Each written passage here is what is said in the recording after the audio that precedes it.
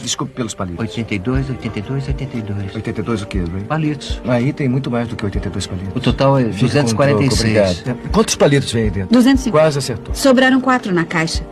Ele tem alguma habilidade especial? Ele tem uma memória muito boa. Ele conta palitos. Palitos. Uma caixa de palitos caiu no chão, ele deu uma olhada rápida e soube exatamente quantos tinham. Ele contou em segundos. Raymond, É. você é bom com números? É. Ray, vamos fazer uma coisa? É. Você sabe quanto é 4.343 vezes 1.234? 535, 9262. Ele é um gênio. Você sabe qual é a raiz quadrada de 2.130? 46.15192.304. 2304. Isso é incrível. É incrível. Ele devia trabalhar na NASA. Se você tivesse $1 e gastasse 50 cents, em quanto você ficaria? Uns 70. 70 cents? 70 cents. A ideia da NASA já era. Você sabe quanto custa um carro esporte? Uns $100. Você sabe o que é autista? É. Conhece a palavra? É. Você é autista? Eu acho que não. Não, definitivamente não.